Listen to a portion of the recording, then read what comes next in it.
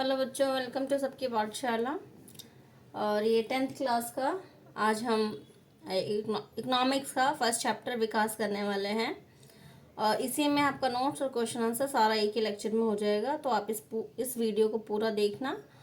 और चैप्टर इसको देखने के बाद आप अपने चैप्टर पढ़ लेना। चैप्टर पढ़ने से आपको ये पूरा चैप्टर समझ आ जाएगा। एंड चलो कंटिन्यू करते हैं।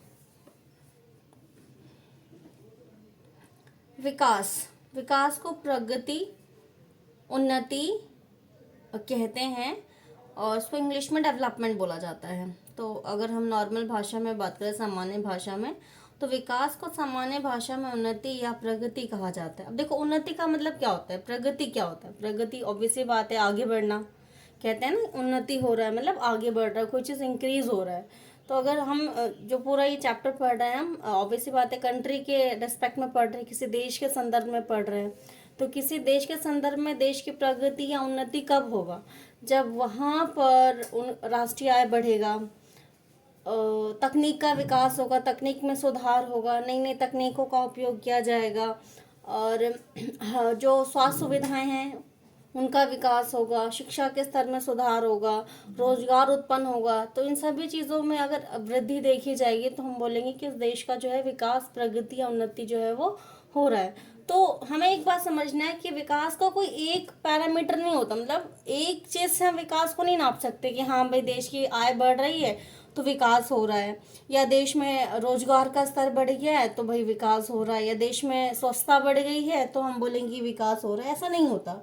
विकास को अलग अलग संदर्भों में देखा जाता है। विकास उन्नति की ओर एक ऐसी प्रक्रिया है जो सामाजिक, आर्थिक, संरचनात्मक, आध्यात्मिक, तकनीकी, शैक्षणिक और शैक्षिक आदि में परिवर्तन लाता है। अब देखो, ये क्या प्रक्रिया है, मतलब जो चलेगा निरंतर। प्रक्रिया, प्रोसेस क्या होता है, जो कोई चीज निरंतर चलती है। तो विकास भी क्या है, एक प्रक्रिया है। विकास की प्रक्रिया जो है वो निरंतर चलती रहती है। अब इसमें हम विकास को देखो सामाजिक यानी सोशल लेते हैं, हम इकोनॉमिकल लेते हैं, इंफ्रास्ट्रक्चर लेते हैं, हमारा आध्यात्मिक हो गया, आपका टेक्नोलॉजिकल हो गया, एजुकेशनल हो गया। जब इन सभी चीज़ों में सुधार होता है तो हम क्या बोलेंगे कि विकास या उन्नति हो रहा है। विकास निरंतर चलने वाली प्रक्रिया है। अभी मैंने आपको समझाया कि विकास कोई एक दिन में नहीं होता। विकास एक निरंतर चलने वाली प्रक्रिया है जो कंटिन्यूसली चलेगी। विकास के क्या क्या लक्ष्य हो सकते हैं। तो पहला लक्ष्य हो सकता है आय में वृद्धि, मतलब आय को बढ़ाना। आय मतलब जीडीपी हो गया आपका, जीडीपी बोलते हैं इसको, ठीक है, या राष्ट्रीय आय बोल सकते हो आप इसको। समानता, सुरक्षा, स्वच्छता, शिक्षा, रोजगार, ये सभी चीजें जो हैं क्या है, विकास के लक्ष्य हैं। अर्थात विकास के लक्ष्य भिन्न हो सकते हैं, ठीक है, यानी कोई एक लक्ष्य नहीं है विकास का। विकास के अलग अलग बहुत सारे लक्ष्य होते हैं।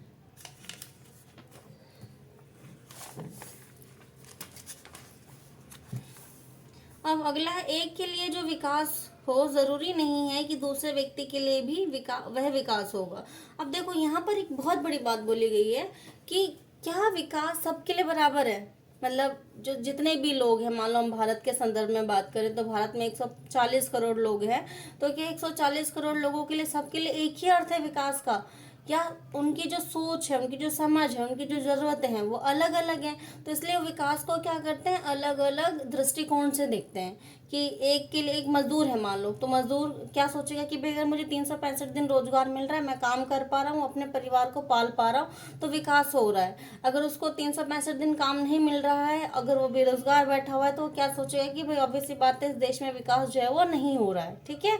अगर महिलाओं के संदर्भ में हम बात करें तो महिलाएं क्या सोचेगी कि अगर हमारे लिए सुरक्षा बढ़ रही है, जैसे आए दिन हम सुनते हैं, देखते हैं कि भाई महिला जो है वो देश में सुरक्षित नहीं है, तो अगर सुरक्षा बढ़ रहा है महिलाओं का, तो हम क्या, वो लोग क्या सोचेंगे कि हाँ, हम इस देश में सुरक्षित हैं, तो अब ये देश क्या है, एक डेवलप देश बन चुका, मतलब विकसित देश हो चुका है, ठीक है। इसके अलावा हम शिक्षा की बात करें तो सबको शिक्षा मिले, और वो भी शिक्षा मतलब केवल नाम मात्र का नहीं, एक अच्छी शिक्षा मिले सभी बच्चों को, तो भी हम क्या बोलेंगे कि विकास हो रहा है। तो यहाँ से हम एक चीज़ समझ सकते हैं कि सभी व्यक्तियों के लिए विकास का क्या होता है, अर्थ अलग अलग होता है। अब इसमें एक एग्जाम्पल जैसे मैंने नोट मतलब लिखा है आपके समझने के लिए कि बांध का यदि निर्माण होता है, तो यदि बांध का निर्माण होता है तो लोग उससे विस्थापित होते हैं, इसके साथ ही इसके फलस्वरूप बिजली के उत्पादन में वृद्धि होगी। यानी कि जब बांध का निर्माण होगा तो हजारों की संख्या में, लाखों की संख्या में जो लोग वहाँ रहते थे उन लोगों को वहाँ से हटाया जाएगा।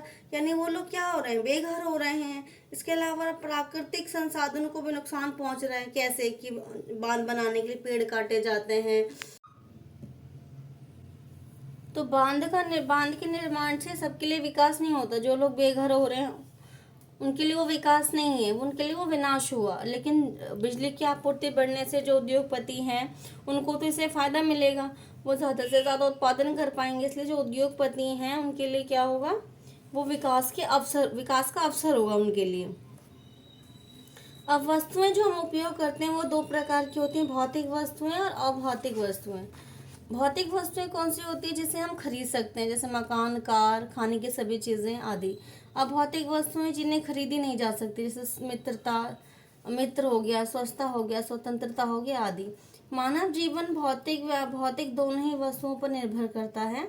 अब मानव को मतलब मानव जो है उसे क्या चाहिए, भौतिक वस्तु चाहिए खाली या अभौतिक वस्तु चाहिए? तो ऑब्वियस सी बात है, उसको दोनों ही चाहिए। भौतिक वस्तुओं से वो भी अपनी वो ज़रूरतें पूरी करता है और अभौतिक वस्तुओं से भी वो अपनी ज़रूरतें पूरी करता है। इसीलिए एक मानव के लिए दोनों ही चीज़ें ज़रूरी हैं। निष्कर्ष क्या निकालते हैं, विकास तभी सार्थक होगा जब भौतिक और अभौतिक दोनों ही वस्तुओं में सुधार होगा। आय विकास का केवल एक पहलू होता है। राष्ट्रीय विकास का क्या अर्थ है, नागरिकों के जीवन स्तर में सुधार। इसमें अब हम राष्ट्रीय विकास में क्या क्या पक्ष लेते हैं, स्वास्थ्य सुविधाएं उपलब्ध हो, शिक्षा हो, यातायात के साधन का विस्तार हो, रोजगार उपलब्ध हो रहा हो लोगों को। तो राष्ट्रीय विकास के सारे पहलू हैं।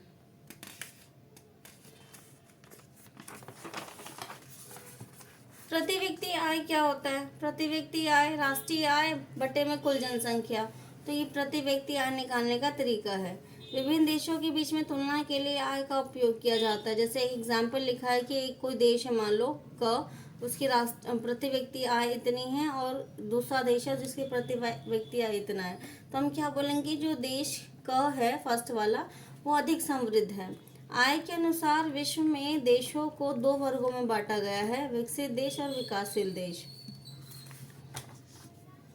देशों के बीच में तुलना का आधार आय होता है। यानी आय के आधार पे हम बोलते हैं कि विकसित देश है या विकासशील देश है या अविकसित देश है। तो जिस देश की आय जितनी ज़्यादा होती है, मतलब जिस देश की आय ज़्यादा होगी वो विकसित होगा, जिस देश की आय कम होगी, निम्न होगी, वो विकासशील देश होगा। अधिक आय वाले देश को विकसित देश कहते हैं, जबकि कम आय वाले देश को विकासशील देश कहा जाता है। अब अंतर का आधार लिखा हुआ है ये कुछ, और ये विकसित देश के बारे में है और ये विकासशील देश के बारे में।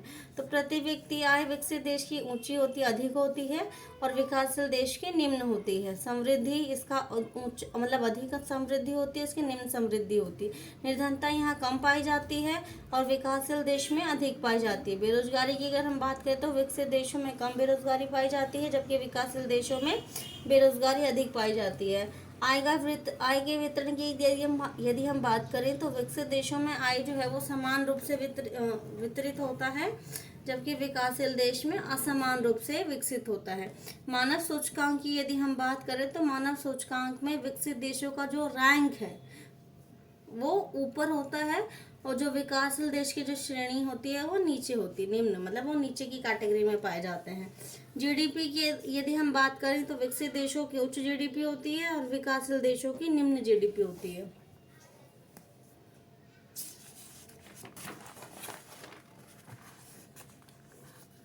नेक्स्ट टॉपिक है आपका धारणीय विकास। मोस्ट इम्पॉर्टेंट टॉपिक है, इस पे आप इम्पोर्टेंट लिख लेना, इसको याद भी कर लेना। धारणीय विकास से हमारा अभिप्राय एक ऐसी निरंतर चलने वाली विकास प्रक्रिया से है जिसमें भविष्य की पीढ़ी को ध्यान में रख करके वर्तमान आवश्यकताओं को पूरा किया जाता है। इसका मतलब क्या है, विकास तो होगा, लेकिन आपको विकास कैसे करना है, ऐसे करना है कि आप अपनी जरूरत को तो पूरा करो, लेकिन आने वाली जो पीढ़ी है उनके लिए भी उस संसाधन को आपको बचा के रखना है। ठीक है, तो इस तरह की जो धारणा होगी वो क्या होगी, धारणीय विकास होगी। अब इसमें एक कोट लिखा हुआ है, हमने विश्व को अपने पूर्वजों से उत्तराधिकार में प्राप्त नहीं किया है, हमने इसे अपने बच्चों से उधार लिया। इसका मतलब जैसे हम कोई चीज़ उधार लेते हैं तो हमें उसे वापस देना पड़ता है। तो सेम ये माना जाता है कि जो आपके पास संसाधन है जिसका आप उपयोग कर रहे हो वो आपका नहीं है, आपने अपने बच्चों से उसे लिया है, यानी कि उसे आपको रिटर्न करना होगा। इसका मतलब हम सिर्फ इतना समझ सकते हैं कि जो संसाधन है उसको आपको सावधानी पूर्वक उपयोग करना है, उसका दोहन नहीं करना है, उसका एक्सप्लॉयटेशन नहीं करना, एक्स्ट्रा यूज़ नहीं करना है, जिससे कि वो बचा रहे और आने वाले बच्चे जो है वो भी उसका उपयोग करें।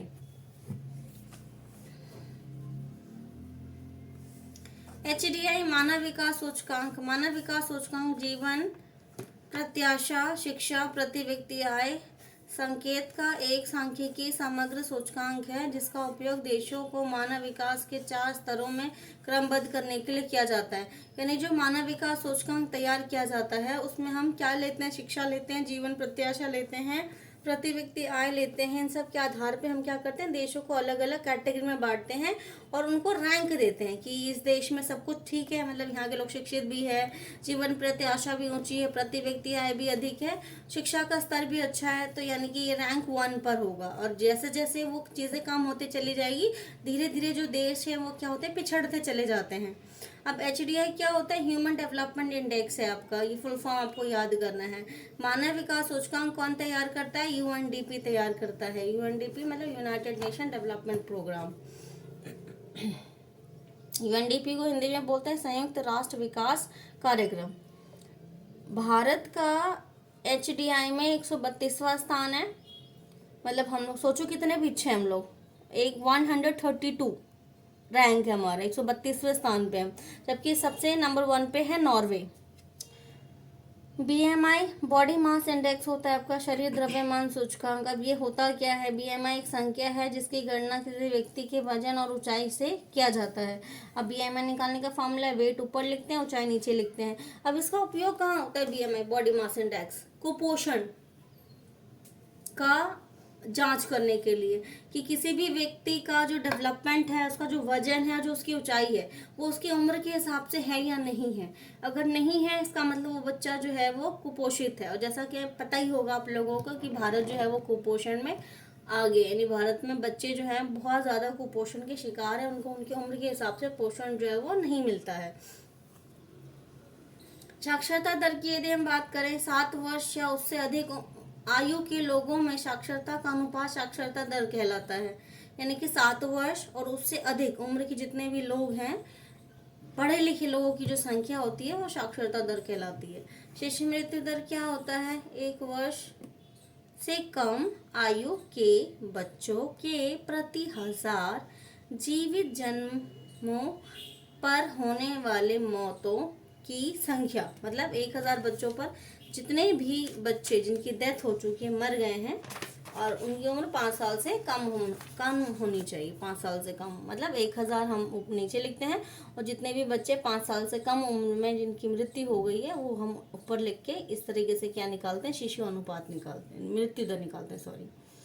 नेट अटेंडेंस रेशियो क्या होता है, तो 6 से 10 वर्ष की आयु वर्ग के कुल बच्चों की संख्या जो उसी आयु वर्ग के बच्चों की कुल संख्या के प्रतिशत के रूप में स्कूल जाते हैं। मतलब आप एक जगह ले लो, मान लो पर्टिकुलरली एक कोई जगह है, ठीक है, वहाँ पर हमने क्या किया, 6 से 10 साल के जितने भी बच्चे हैं उनको काउंट किया, उनको हमने नीचे लिख दिया, सपोज करो वो 2000 है, ठीक है।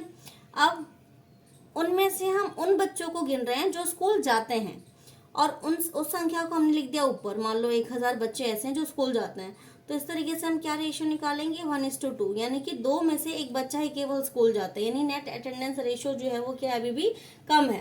तो ये आज भी जैसे आपका उत्तर प्रदेश हो गया, झारखंड हो गया, बिहार हो गया, इन सब स्टेट्स में आज भी नेट अटेंडेंस जो रेशियो है वो बहुत कम है, और जो नेट अटेंडेंस रेशियो है वो केरला वगैरह में उच्च है।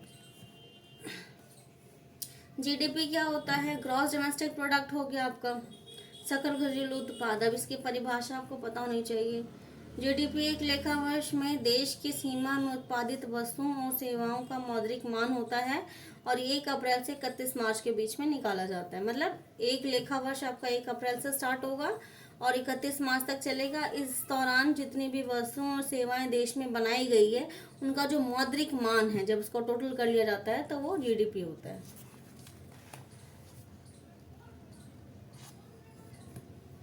जीवन प्रत्याशा दर औसत संख्या का एक अनुमान है जो एक निश्चित आयु का व्यक्ति जीने की उम्मीद करता है। मतलब एक एवरेज जितनी एज, मतलब जितना व्यक्ति जी पाता है, एक एवरेज अनुमान, उसी को जीवन प्रत्याशा दर कहते हैं। जन सुविधाएं, जन मतलब लोग, सुविधाएं मतलब फैसिलिटीज। तो लोगों को जो सुविधाएं दी जाती है वो जन सुविधाएं होती हैं। जैसे आपको शिक्षा हो गया, स्वास्थ्य, सड़क, जल, पेयजल, ये सब क्या है, जन सुविधाएं हैं। केरल राज्य में शिशु मृत्यु दर कम है क्योंकि यहाँ स्वास्थ्य और शिक्षा की मौलिक सुविधाएं पर्याप्त मात्रा में उपलब्ध है। तो केरला आगे क्यों है हर चीज़ में? क्योंकि वहाँ पे हेल्थ फैसिलिटी और एजुकेशन फैसिलिटी दोनों ही क्या है, बहुत ही अच्छे से डेवलप हो चुकी है, यानी हर व्यक्ति के पास ये मौजूद है। प्रति व्यक्ति आय का उपयोग राष्ट्रीय आय को मापने के लिए किया जाता है। मानव विकास में श्रीलंका की स्थिति भारत से बेहतर है। यानी कि सोचो, एक छोटा सा देश है श्रीलंका, उसकी भी जो स्थिति है एचडीआई में हमसे आगे है।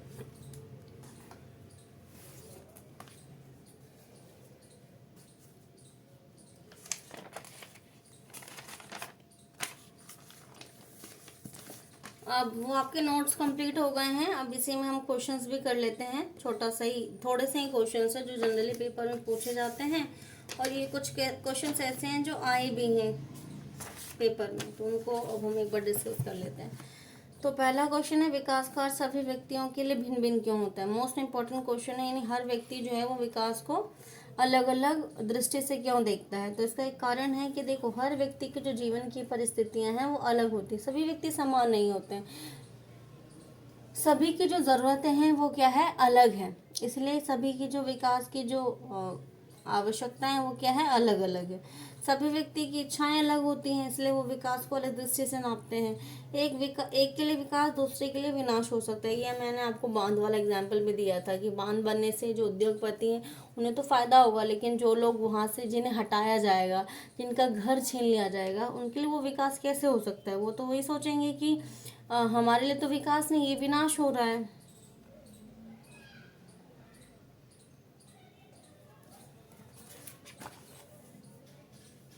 सेकंड क्वेश्चन है, विश्व बैंक विभिन्न देशों के वर्गीकरण के लिए किस प्रमुख मापदंड का उपयोग करता है? तो विश्व बैंक विभिन्न देशों के वर्गीकरण के लिए आय का प्रयोग करता है। जिस देश की आय अधिक होती है वह विकसित देश होता है। इसके विपरीत जिस देश की आय कम होती है वह विकासशील देश होता है। अब इसकी क्या कमी है? इसे यह पता नहीं चलता है कि लोगों के बीच में आय किस तरह से वितरित है। मतलब हमने ये तो बोल दिया भाई, हाँ, जिसकी आय ज़्यादा है वो विकसित देश है, जिसकी आय कम है वो पिछड़ा हुआ देश है, लेकिन हमें इससे ये नहीं पता चल रहा है कि वो जो आय है वो लोगों में किस तरीके से बटा हुआ है। आय के अतिरिक्त शिक्षा, स्वास्थ्य सुविधाएं भी महत्वपूर्ण है। अब आय ही केवल एक पैरामीटर नहीं है। आय, हमें पैसा ही नहीं चाहिए जिंदा रहने के लिए बस खाली, हमें शिक्षा भी चाहिए, स्वास्थ्य भी चाहिए, और भी अलग अलग सुविधाएं चाहिए। तो इसलिए हम ये नहीं बोल सकते कि केवल आय के हिसाब से हम, मतलब आय अगर अच्छा है, मतलब ज़्यादा है, तो वो देश जो है वो विकसित है।